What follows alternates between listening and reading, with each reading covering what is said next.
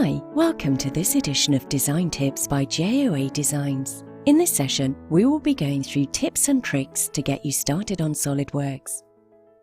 We'll be covering the basics of how to add solid modeling features. If you haven't yet, please watch the previous video, part 1, 2 and 3 to get you up to speed. Adding solid features. To convert our previously sketched geometry into a solid model, click on the Features tab, then the Extrude Boss Base icon, and the Boss Extrude Property Manager should appear. We can change the dimension to whatever we want, so we can either make it a solid box or a shelled box by using thin features. Again, we can change the wall thickness to whatever we require. We can also change the thickness direction, and also add an end cap to seal the box. Again, the thickness can be changed to whatever we want at any time within this Property Manager. We can also change the direction the box is extruding to.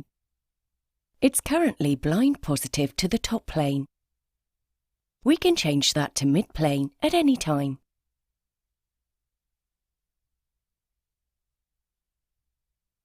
We can also make a similar change to the thin feature direction, as well as using all our other options, like up to vertex, up to surface, up to body, and so on.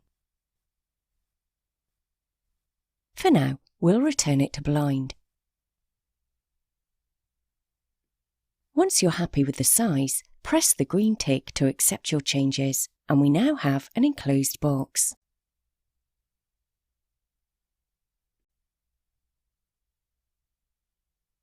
We'll just use the cross-section tool to check the box is hollow. Using this icon, press the green tick in the Property Manager area, press down the scroll wheel on your mouse, and move your mouse to rotate the model.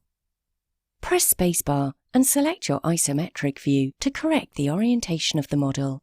If you're new to SolidWorks or transferring from a different software and aren't yet used to the icons, this search area can help you to get started quickly whilst getting used to the SolidWorks icons. Click on this arrow to switch between all the search parameters.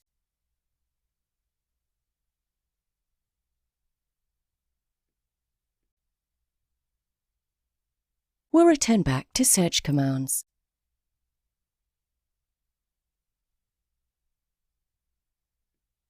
Let's assume I want to add a fillet to the box. Just start typing fillet into the box and it will filter out the fillet feature for you. I'll click on the external faces to add a fillet to the box. Press tick and you're done. We can also insert a fillet by using the Feature Manager and looking for the fillet icon, like so. We'll now again look for an extrude cut. You can see that a number of features appear. Click the one you require. The feature asks for a plane or an existing sketch. We'll click on the top face of this box to use it as a plane to start the sketch. Draw a center circle from the Sketch tab on the origin. Use Smart Dimension to make it fully defined.